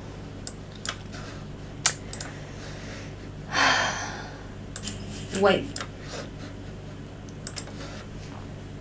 He sat up angry. Well, this is what's inside, he blazed at her. An Indian translated into English medium. When I attempt Hindustani these days, people look polite. This is me, caught in the aspect of his adopted language. He had begun to hear in India's babble an ominous warning. Don't come back again. When you have stepped through the looking glass, you step back at your peril. The mirror may cut you to shreds. I was so proud of Bhupin tonight, Zini said, getting into bed. In how many countries could you go into some bar and start up a debate like that? The passion, the seriousness, the respect. You keep your civilization, Tawaji. I like this one plenty fine. Give up on me, he begged her. I don't like people dropping in to see me without warning. I have forgotten the rules of 7 tiles and kabaddi. I can't recite my prayers. I don't know what should happen at a nikah ceremony, and in this city where I grew up, I get lost if I'm on my own. This isn't home. It makes me giddy because it feels like home and is not. It makes my heart tremble and my head spin. You're a stupid, she shouted at him. A stupid! Change back, damn fool! Of course you can. She was a vortex, a siren tempting him back to his old self. But it was a dead self, a shadow, a ghost, and he would not become a phantom. There was a return ticket to London in his wallet, and he was going to use it. You never married, he said when they both lay sleepless in the small hours. Zini snorted. You? And high street fev? Really been gone too long. Can't you see me? I'm a blackie. Arching her back and throwing off the sheet to show off her lavishness. When the bandit queen, Phulan Devi, came out of the ravines to surrender and be photographed, the newspapers at once uncreated their own myth of her legendary beauty. She became plain, a common creature, unappetizing where she had been toothsome. Dark skin in North India. I don't buy it, Saladin said. You don't expect me to believe that. She laughed. Good. You're not a complete idiot yet. Who needs to marry? I had work to do. And after a pause, she threw his question back at him. So then, and you? Not only married, but rich. So tell, Na, how you live, you and the Mame, in a 5-story mansion in Notting Hill? He had started feeling insecure there of late, because the most recent batch of burglars had taken not only the usual video and stereo, but also the wolfhound guard dog. It was not possible, he had begun to feel, to live in a place where the criminal elements kidnapped the animals. Pamela told him it was an old local custom. In the olden days, she said, history for Pamela was divided in the ancient era, the dark ages and the old days, the British Empire, the modern age, and the present. Pet napping was good business. The poor would steal the canines of the rich, train them to forget their names, and sell them back to their grieving, helpless owners in shops on Portobello Road. Pamela's local history was always detailed and frequently unreliable. But my God, Zini Vakil said, you must sell up pronto and move. I know those English, all the same, riffraff and nawabs. You can't fight their bloody traditions.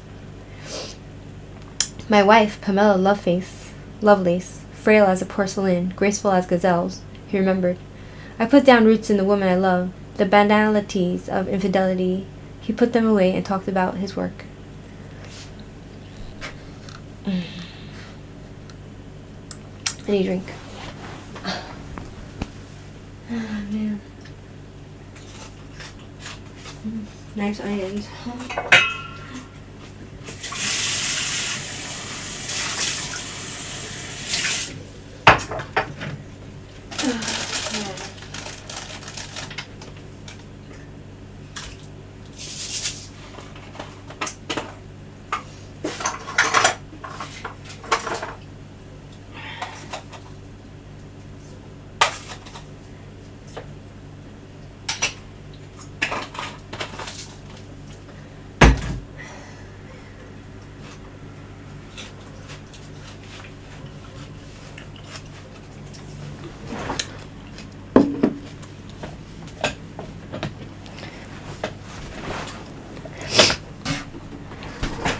Okay.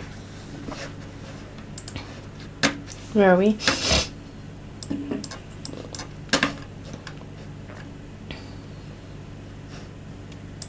Okay, so when Zini Vakil found out how Saladin Chamcha made his money, she let fly a series of shrieks that made one of the medallioned Arabs knock at the door to make sure everything was all right. He saw a beautiful woman sitting up on a bed with what looked like a buffalo milk running down her face and dripping off the point of her chin, and apologizing to Chamcha for the intrusion, he withdrew hastily. Sorry, sport.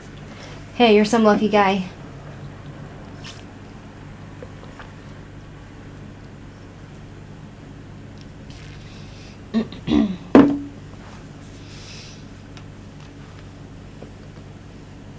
You poor potatoes, and he gasped between peals of laughter. Those Angres bastards, they really screwed you up. So now his work was funny. I have a gift for accents, he said haughtily. Why I shouldn't employ? Why I should not employ? She mimicked him, kicking her legs in the air. Mr. Actor, your mustache has just slipped again. Oh my God, what's happening to me? What the devil? Help. Because he did have that gift, truly he had. He was a man of 1,000 voices, and a voice.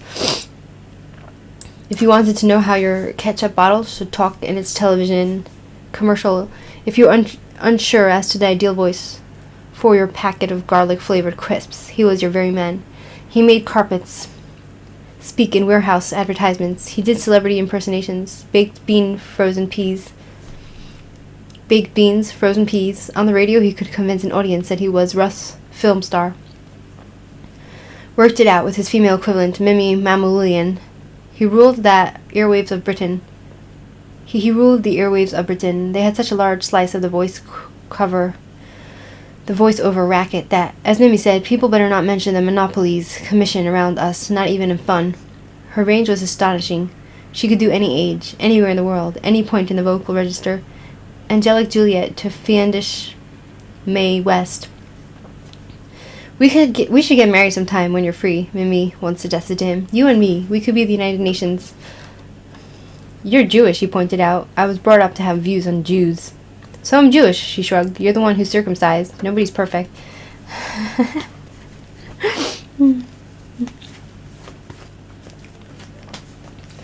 Mimi was tiny with tight, dark curls and looked like a Michelin poster. In Bombay, Zinat Vakil stretched and yawned and drove other women from his thoughts. Too much, she laughed at him. They pay you to imitate them. As long as they don't have to look at you, your voice becomes famous, but they hide your face. Got any ideas why? Warts on your nose, cross eyes. What? Anything come to mind, baby? You got 'em lettuce brain, I swear.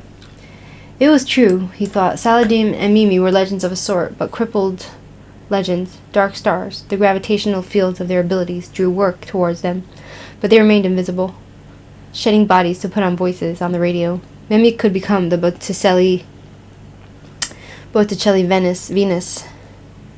She could be Olympia, Monroe, any damn woman she pleased. She didn't give a damn about the way she looked. She had become her voice. She was worth a mint. And 3 young women were hopelessly in love with her. Also, she bought property. Neurotic behavior, she would confess unashamedly. Excessive need for rooting owing to upheavals of Armenian Jewish history. Some desperation owing to advancing years and small polyps detected in the throat. Property is so soothing. I do recommend it. She owned a Norfolk vicarage, a farmhouse in Normandy, a Tuscan bell tower, a seacoast in Bohemia. All haunted, she explained. Clinks, howls, blood on the rugs, women in nighties, the works. Nobody gives up land without a fight. Nobody except me, Chamcha thought, a melancholy clutching at him as he lay beside Zinat Vakil. Maybe I'm a ghost already, but at least a ghost with an airline ticket, success, money, wife, a shade, but living in the tangible, material world with assets. Yes, sir. Zini stroked the hairs curling over his ears. Sometimes when you're quiet, she murmured, when you aren't doing funny voices or acting grand, and when you forget people are watching, you look just like a blank, you know? An empty slate, nobody home. It makes me mad sometimes. Sometimes I want to slap you, to sting you back to life. To sting you back into life, but I also get sad about it. Such a fool, you, the big star whose face is the wrong color for their color TVs, who has to travel to Wogland with some 2-bit company playing the babu part on top of it, just to get into play. They kick you around and still you stay. You love them bloody slave mentality, I swear, Chamcha. She grabbed his shoulders and shook him, sitting astride him with her forbidden breasts a few inches from his face. Salad Baba, whatever you call yourself, for Pete's sake, come home. His big break, the one he screamed G, his life he F, that could soon make money, lose its meaning, had started small, children's television, a thing called the Alien Show, but the monsters out of Star Wars by the way of Sesame Street. It was a situation comedy about a group of extraterrestrials, ranging from cute to psycho, from animal to vegetable, and also mineral because it featured an artistic space rock that could query itself for its raw material, and then regenerate itself in time for the next week's episode. This rock was named Pygmalion, and owing to the stunted sense of humor of the show's producers, there was also a coarse, belching creature like a puking cactus that came from a desert plant at the end of time. This was Matilda, the Australian, and there were the 3 grotesquely nomadic singing space sirens known as the alien corns. Maybe because you could lie down among them, and there was a team of Venusian hip-hoppers and subway spray painters and soul brothers who called themselves the Alien Nation, and under a bed in the spaceship that was the program's main location, there lived Bugsy, the giant dung beetle from the Crab Nebula, who had run away from his father. And in a fish tank you could find Brains, the super-intelligent giant abalone who liked eating Chinese, and then there was Ridley, the most terrifying of the regular cast, who looked like a Francis Bacon painting of a mouthful of teeth waving at the end of a sightless pod, and who had an obsession with the actress Sigourney Weaver. The stars of the show, its Kermit and Miss Piggy, were the very fashionable, slinkily attired, stunningly hairstyled duo, Maxim and Mama Alien, who yearned to be, what else, television personalities. They were played by Saladin Chamcha and Mimi Mamoulian, and they changed their voices along with their clothes, to say nothing of their hair, which could go from purple to vermilion between shots, which could stand diagonally 3 feet up from their heads or vanish altogether, or their features and limbs, because they were capable of changing all of them, switching legs, arms, noses, ears, eyes, and every switch conjured up a different accent from their legendary protean gullets. What made the show a hit was its use of the later computer-generated imagery. The backgrounds were all simulated. Spaceship, otherworld landscapes, intergalactic game show studios, and the actors too.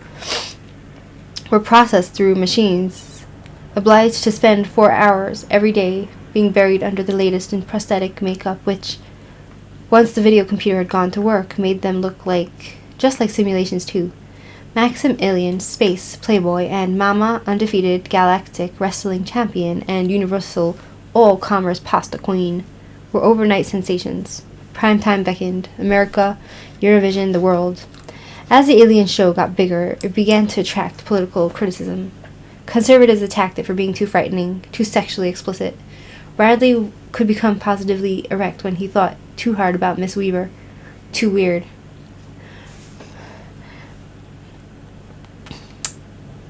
Radical commentators began to attack its stereotyping, its reinforcement of the idea of aliens as freaks, its lack of positive images. Chamcha came under pressure to quit the show, refused, became a target. Trouble waiting when I go home, he told Zini. The damn show isn't an allegory, it's an entertainment. It aims to please. To please whom? She wanted to know. Besides, even now, they only let you on the air after they cover your face with rubber and give you a red wig. Big deal, Deluxe, say I.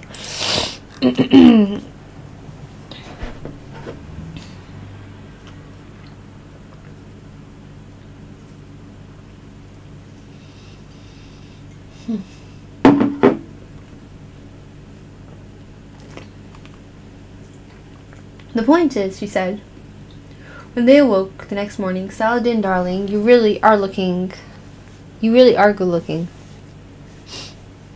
No question. Skin rem, padding top, 1px, margin top, 09m, margin right, 09m, 7 ounce G like milk. England returned, now that Gabrielle had done a bunk. You could be next in line. I'm serious, Yara. They need a new face. Come home and you could be the next. Bigger than Chan Chan was. Bigger than Farishta. Your face isn't as funny as theirs. When he was young, he told her, each phase of his life, each self he tried on, he seemed reassuringly temporary. Its imperfections didn't matter, because he could easily replace one moment for the next. One Saladin by another. Now, however, change had begun to feel painful. The arteries of the possible had begun to harden. It isn't easy to tell you this, but I'm married now, and not just to a wife, but life. The accent slippage again. I really came to Bombay for one reason, and it wasn't to play. He's in his late 70s now, and I won't have many more chances. He hasn't been to the show. Muhammad must go to the mountain. My father, Shangez Shamshwala, owner of a magic lamp. Shangez Shamshwala, are you kidding? Don't think you can leave me behind. She clapped her hands. I want to check out the hair and toenails. His father, the famous recluse. Bombay was a culture of remakes. Its architecture mimicked the skyscrapers.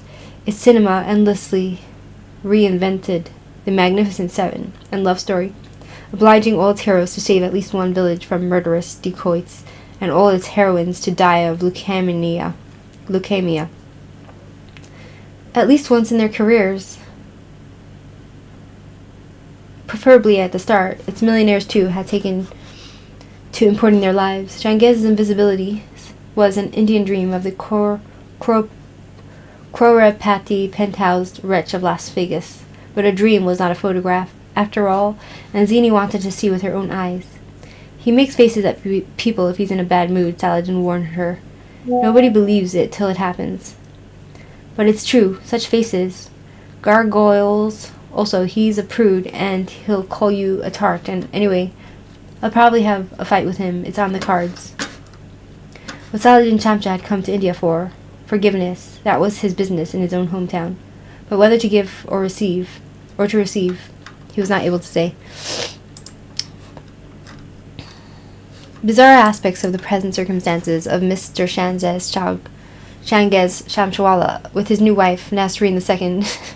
He lived for 5 days every week in the high-walled compound nicknamed the Red Fort in the Pali Hill district, beloved of movie stars. But every weekend he started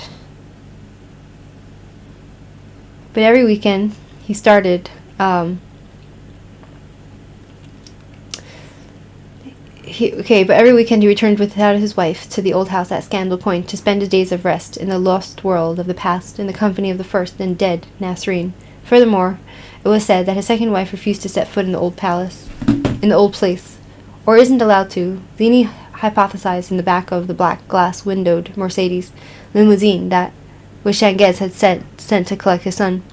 As Saladin finished filling in the background, Zinat Vakil whistled appreciatively. Crazy.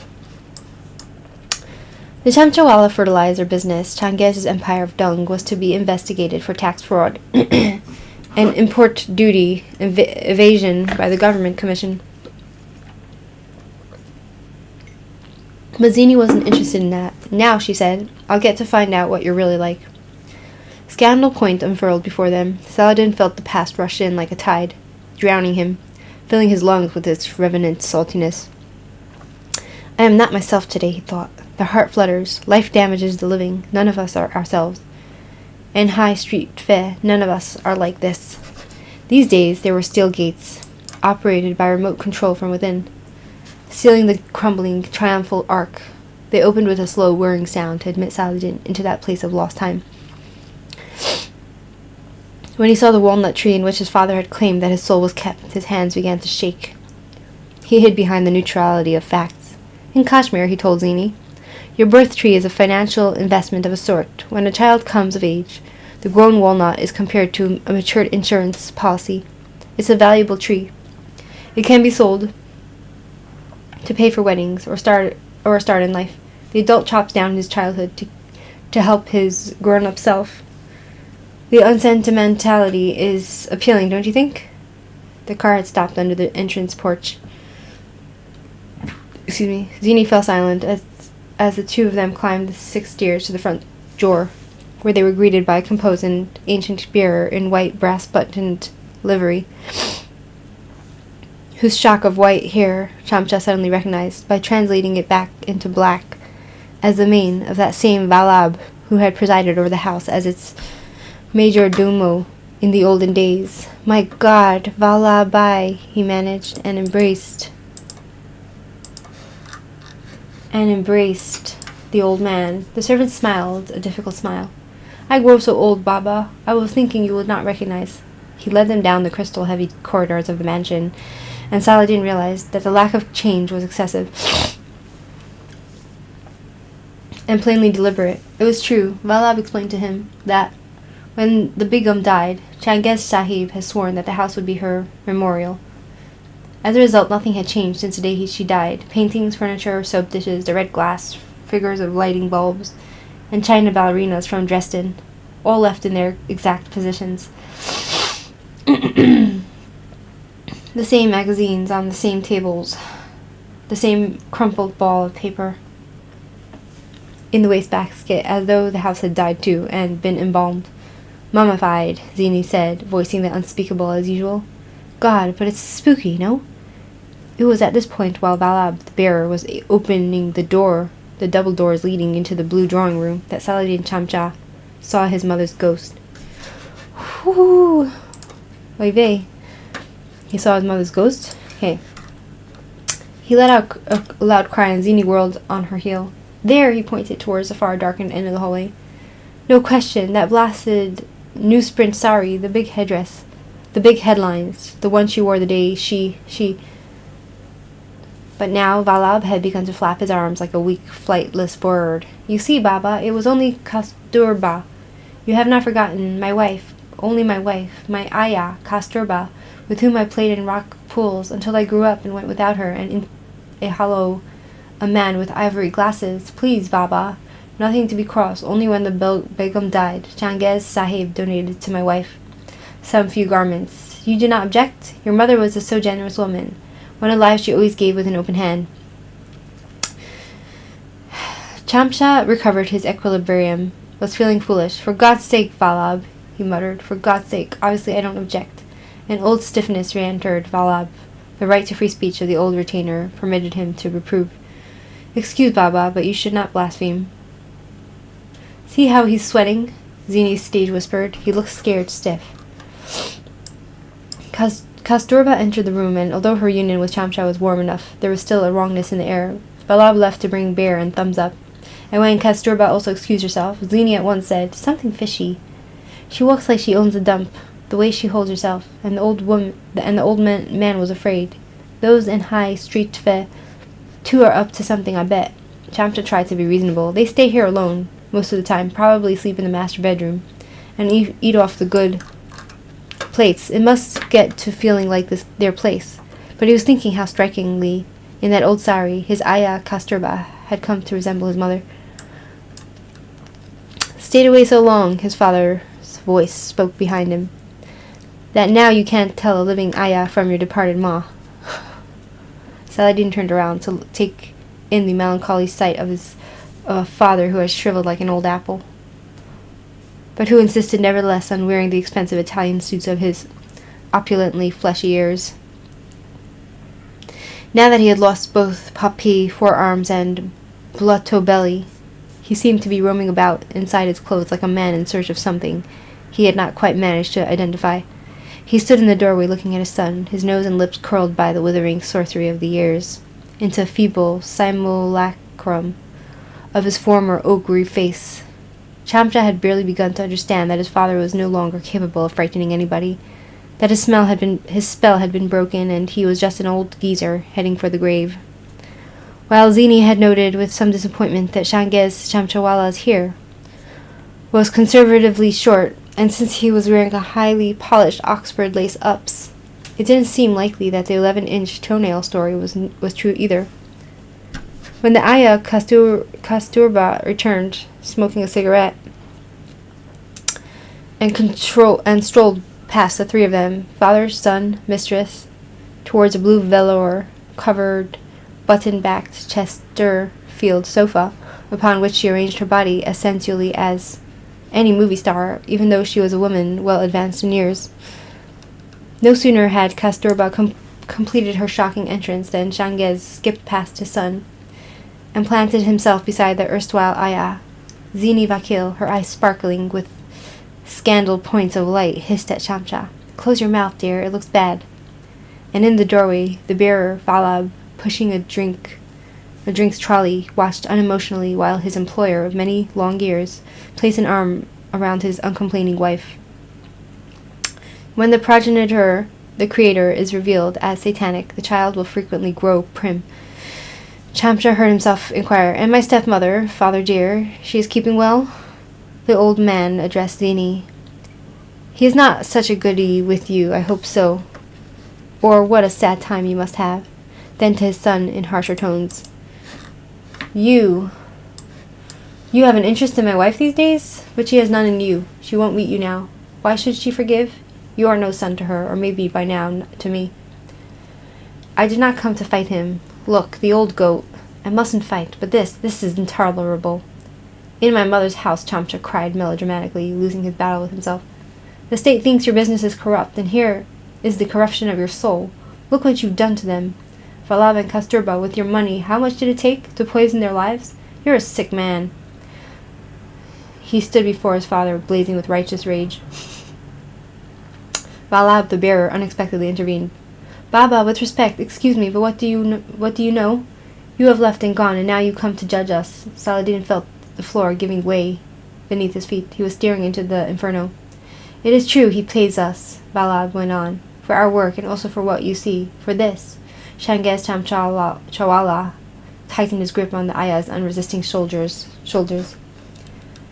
Rem padding top 1px. I don't know why it says this. Sev, all this stuff.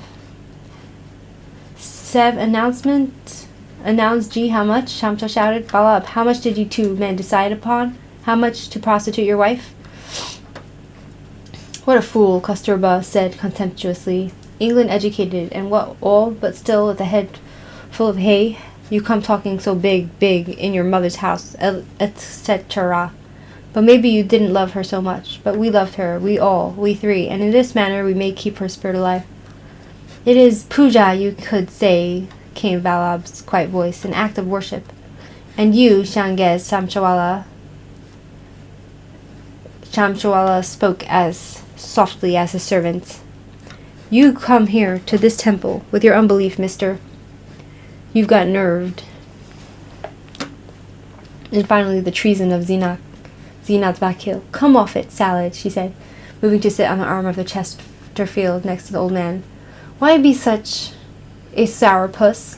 You're no angel baby, and these people seem to have worked things out okay." Saladin's mouth opened and shut. Shanghaz patted Zini on the knee. "He came to accuse, dear. He came to avenge his youth, but we have turned to the tables, and he is confused. Now we must let him have his chance, and you must referee. I will not be sentenced by him, but I will accept the worst from you." "The bastard, old bastard, he wanted me off balance, and here I am, knocked sideways. I won't speak. Why should I? Not like this, the humiliation." "There was," said Saladin Chamcha, "a wallet of pounds, and there was a roasted chicken." Of what did the son accuse the father? Of everything: espionage on child's self, rainbow pot stealing, exile, of turning him into what he might not have become, of making a man of what will I tell my friends, of irreparable sunderness and offensive forgiveness, of succumbing to Allah worship with new wife, and also to blasphemous worship of late spouse, above all, of magic clampism, and of being an open sesamist.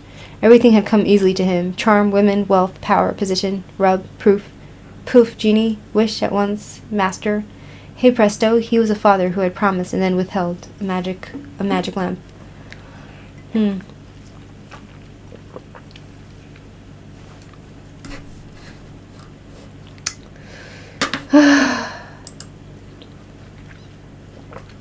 Hi, Rise Nation. Been up a while. Stop blast. Trying to get through this book.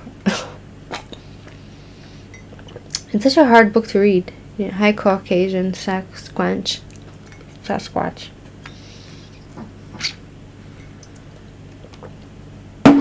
It's such a hard book to read. It's so, like, the way it's written,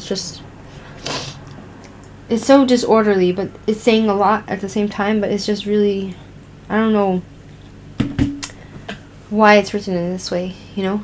Like, I know this book has been banned in 100 countries, but I still can't understand why. You know what I mean? It's a well-written book in its own style, but very hard to understand, and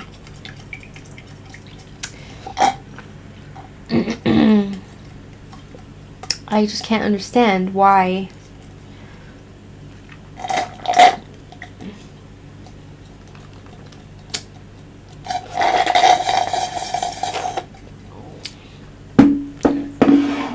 glad to see I'm still up. I mean, in my town it's 3:10 p.m. It's afternoon. Shanghaz, Zini, Valab, Kasturba remained motionless and silent until Saladin Shamsha came to a flushed, embarrassed halt. "Such violence of the spirit after so long," Shanghaz said after silence. "So sad, a quarter of my century, and still the sun begrudges the peccadillos of the past. Oh, my son, you must stop carrying me around like a parrot on your shoulder. What am I? Finished. I'm not your old man of the sea. Face it, mister, I don't explain you any more." Through a window, Saladin Shamsha caught a sight of a 40-year-old walnut tree. He said to his father, "Cut it, sell it, send me the cash." Chamchalawala rose to his feet and extended his right hand. Zini, also rising, took it like a dancer, accepting a bouquet. At once, Valab and Kasturba diminished into servants, as if a clock had silently chimed pumpkin time. "Your book," he said to Zini. I have something you'd like to see." The two of them left the room. Impotent Saladin, after a moment's floundering, stamped petulantly in their wake. "Sourpuss," Zini called gaily over her shoulder. "And high street fe, come on, snap out of it, grow up." The Tamchawala art collection, housed here at Scandal Point, included a large group of the legendary Hamza Nama cloths, members of that 16th century sequence depicting scenes from the life of a hero, who may or may not have been the same Hamza as the famous one. Muhammad's uncle, whose livers were eaten by the Meccan women, Hind as he lay dead on the battlefield of Uhud. "I like these pictures," Shanghaz Shamshawala told Zini, "because the hero is permitted to fail. See how often he has to be rescued from his troubles." The pictures also provided eloquent proof of Zini Vakil's thesis about the eclectic, hybridized nature of the Indian artistic tradition. The Mughals had brought artists from every part of India to work on the paintings, You're not allowed to paint Muhammad. Because if you do, they'll kill you. But it seems like they didn't care. They just painted him anyway. I mean, with the wars going on still, but yeah. I guess I'm still alive. Right? Individual identity was submerged to create a many-headed, many-brushed-over artist who literally was Indian painting. One hand would draw the mosaic floors, the second the figures, the third would paint the Chinese-looking cloudy skies. On the backs of the cloths were the stories that accompanied the scenes. The pictures would be shown like a movie, held up while someone read out the hero's tale. In the Hamza Mama, you could see the Persian miniature fusing with Kannada and Karalan painting styles. You could see Hindu and Muslim philosophy forming their characteristically late Mughal synthesis. The giant was trapped in a pit, and his human tormentors were spearing him in the forehead. A man sliced vertically from the top of his head to his groin still held his sword as he fell. Everywhere bubbling spillages of blood. Saladin Chamcha took a grip on himself. The savagery, he said loudly in his English voice, the sheer barbaric love of pain. Changez Chamchawala ignored his son and had eyes only for Zini, who gazed straight back into his own. Ours is a government of Philistines, young lady. Don't you agree? I have offered this whole collection free gratis. Did you know? Let them only house it properly. Let them build a place. Condition of cloths is not A1, you see. They won't do it. No interest. Meanwhile, I get offers every month from America. Offers of what size? You wouldn't believe I don't sell our heritage, my dear. Every day the USA is taking it away. Ravi Varma paintings, Chandela bronzes, Jaisalmer lettuces. We sell ourselves, isn't it? They drop their wealth on the ground and we kneel at their feet. Our Nandi bulls end up in the same gazebo in Texas. But you know all this? You know India is a free country today. He stopped, but Zini waited. There was more to come. It came. One day, I will also take the dollars, not for the money, for the pleasure of being a whore, of becoming nothing, less than nothing. And now, at last, the real storm, the words behind the words. Less than nothing. When I die, Changes Chamchwala said to Zini, what will I be? A pair of empty shoes. That is my fate. That he has made for me, this actor, this pretender, he has made himself into an imitator of non-existing men. I have nobody to follow me, to give what I have made. This is his revenge. He steals from me my posterity. He smiled, patted her hand, released her into the care of his son. I have told her, he said to Saladin. You are still carrying your takeaway chicken. I have told her my complaint. Now she must judge. That was the arrangement. His father sounds like such a fucking asshole. You know? Zina Vakil walked up to the old man in his outside suit, put her hands on his cheeks and kissed him on the lips. Ew. Ew. After Zina betrayed him. Oh my god. Ew. Okay. After Zina betrayed him in the house of his father's perversions, Saladin Chamcha refused to see her or answer the messages she left at the hotel desk. The millionairess came to the end of its run. The tour was over. This time to go home. That's something I can't understand is how could somebody go from, okay, maybe she didn't mean to get sexual with his father, but she kisses son and then she kisses the father. Like, it's disgusting. It's perversion, right? Right, so after Zina betrayed him in the house of his father's perversions, Saladin Chamcha refused to see her or answer the messages she left at the hotel desk. The millionairess came to the end of its run. The tour was over. Time to go home. After the closing night party, Chamcha headed for bed. In the elevator, a young and clearly honeymooning couple were listening to music on headphones. The young man murmured to his wife, Listen, tell me, do I still seem a stranger to you sometimes? The girl, smiling fondly, shook her head. Can't hear. Removes the headphones. He repeated gravely, A stranger to you, don't I still sometimes seem? She, with unfalteringly smiled, laid her cheek for an instant on his high, scrawny shoulder. Yes, once or twice, she said, and put the headphones on again. He did the same, seeming fully satisfied by her answer. Their bodies took on, once again, the rhythms of the playback music. Chamcha got out of the lift.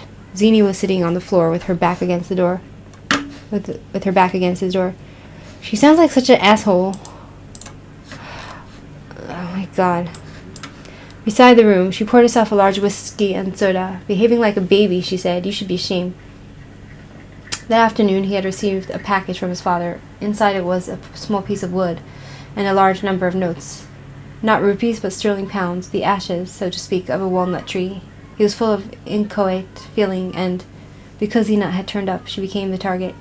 You think I love you? He said, speaking with deliberate viciousness. You think I'll stay with you? I'm a married man. I don't want you to stay for me, she said. For some reason I wanted it for you. I don't know who's this. Who keeps calling me? Hello? Yeah, hi.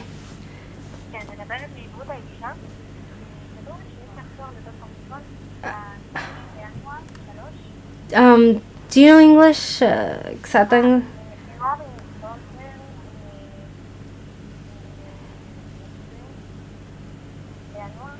The stream is 10 or 20?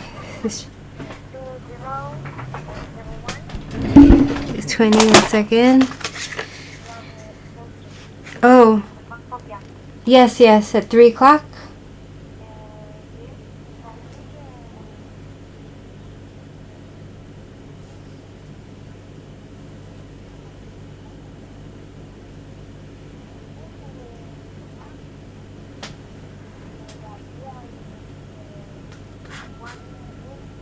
What? What?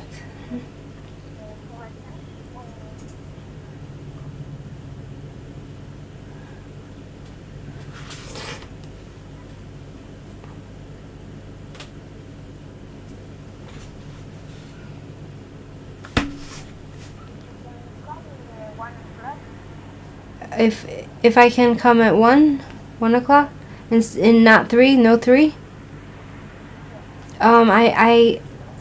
I have to call my, because there's someone coming with me. Yes.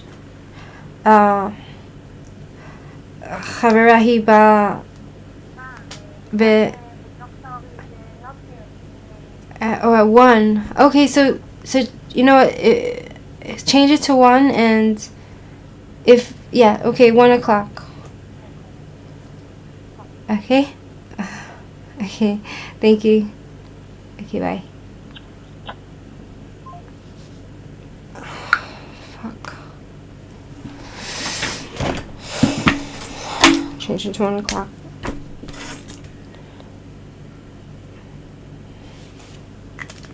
Okay, I'll have to call my friend. Okay, we're not done.